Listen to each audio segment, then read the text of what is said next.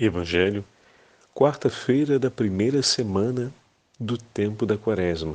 O Senhor esteja convosco, Ele está no meio de nós. Proclamação do Evangelho de Jesus Cristo, segundo São Lucas. Glória a vós, Senhor. Naquele tempo, quando as multidões se reuniram em grande quantidade, Jesus começou a dizer: Esta geração é uma geração má. Ela busca um sinal, mas nenhum sinal lhe será dado, a não ser o sinal de Jonas. Com efeito, assim como Jonas foi um sinal para os ninivitas, assim também será o Filho do Homem para esta geração. No dia do julgamento, a rainha do sul se levantará, juntamente com os homens desta geração, e os condenará, porque ela veio de uma terra distante para ouvir a sabedoria de Salomão, e aqui está quem é maior do que Salomão. No dia do julgamento, os ninivitas se levantarão juntamente com esta geração e a condenarão, porque eles se converteram quando ouviram a pregação de Jonas, e aqui está quem é maior do que Jonas. Palavra da salvação. Glória a vós, Senhor. Quarta-feira da primeira semana do tempo da Quaresma, em nome do Pai, do Filho e do Espírito Santo. Amém. Queridos irmãos e irmãs, a Santa Liturgia nos leva para o 11º capítulo do Evangelho de São Lucas. O Evangelho que acabamos de ouvir também é narrado, no mesmo episódio, por São Mateus, no 12º capítulo. Mas existem algumas discretas diferenças entre as narrativas de São Mateus e São Lucas. No Evangelho de São Lucas que acabamos de ouvir, o Senhor toma a iniciativa vendo a multidão que se aglomera e começa a dizer. No Evangelho de São Mateus, do meio da multidão, os fariseus e escribas pedem a Jesus um sinal. Na sequência do Evangelho de São Lucas, quando Jesus começa a falar, ele declara: essa geração é uma geração má, procura um sinal. Mas nenhum sinal lhe será dado, exceto o sinal de Jonas. No Evangelho de São Mateus, logo após o pedido do sinal feito pelos escribas e pelos fariseus, Jesus então apresenta a mesma declaração. Uma geração má e adúltera busca um sinal, mas nenhum sinal lhe será dado, exceto o sinal do profeta Jonas. Bom, por que o senhor está fazendo o paralelo entre os dois textos, padre? Porque ambos os autores dos evangelhos têm um objetivo, um foco que eles querem alcançar na hora de apresentar a narrativa. Bom, o primeiro aspecto aqui que aparece é a declaração do Senhor a respeito da geração presente. O que significa uma geração má? Significa uma geração com os olhos da fé fechados.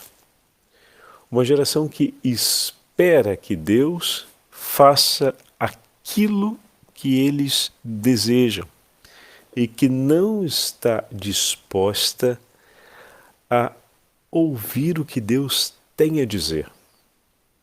Isso tem alguma relação conosco.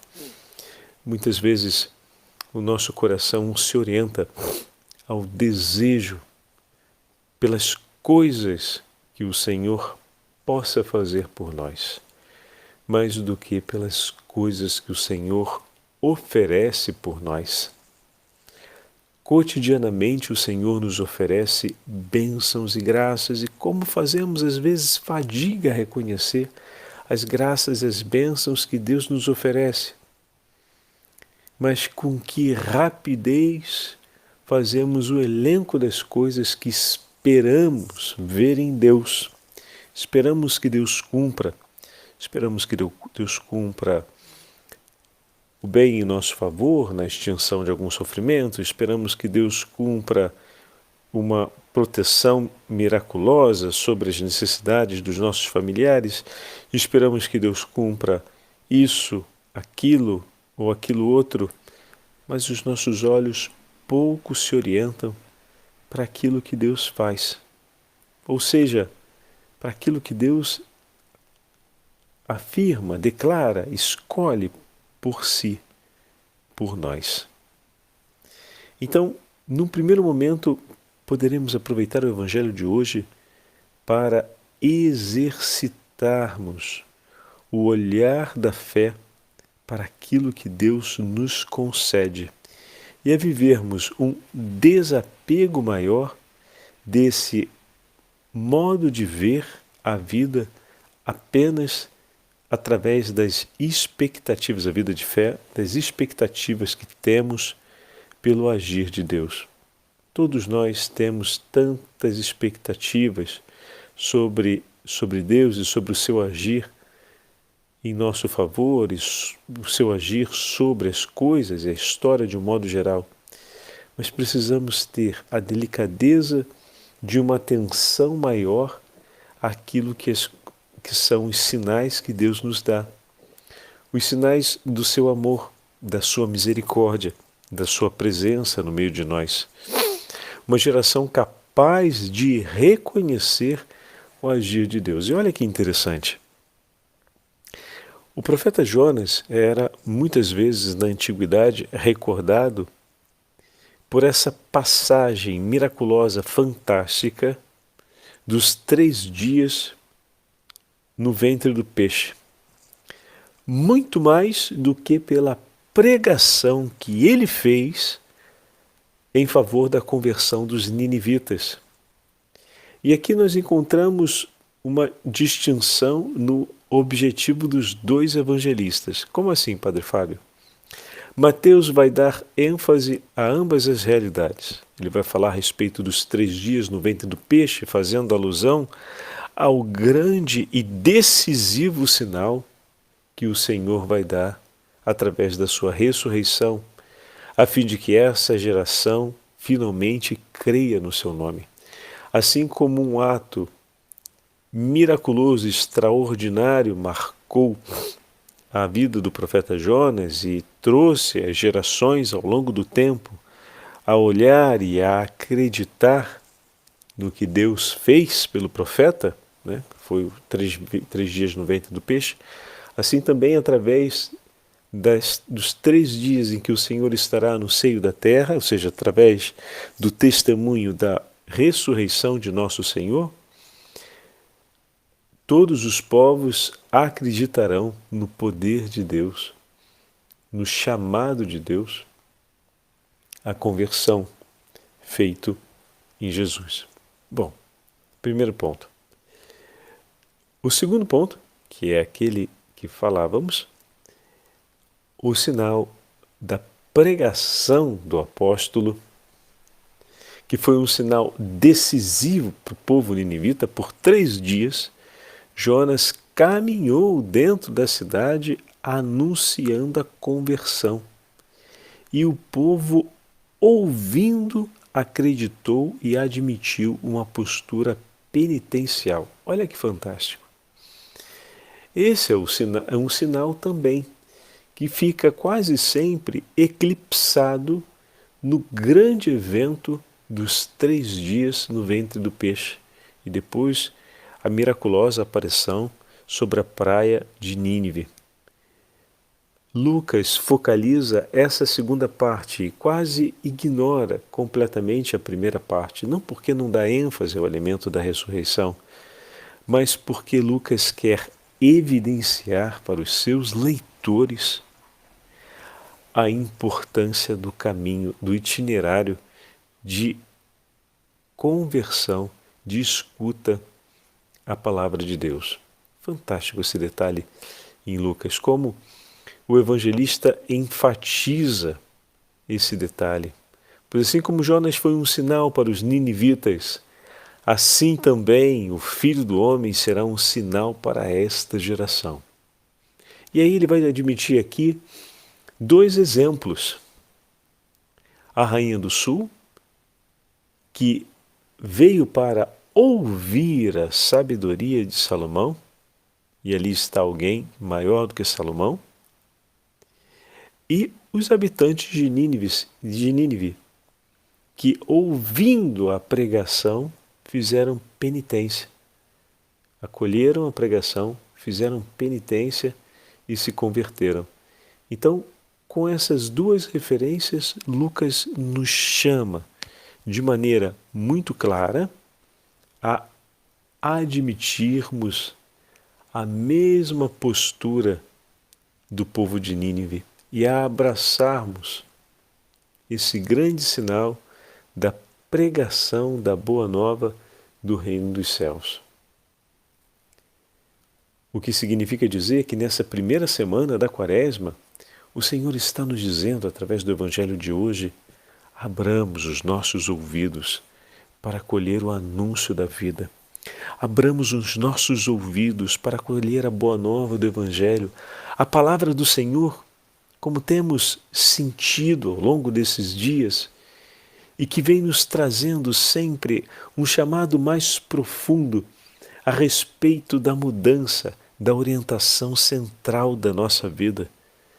Acolher, Senhor, a Tua vontade e colocá-la em prática. A necessidade de abraçarmos uma estrada de penitência, ou seja, uma estrada muito clara e acordada, não sonolenta, mas acordada, diante da necessidade de cuidado.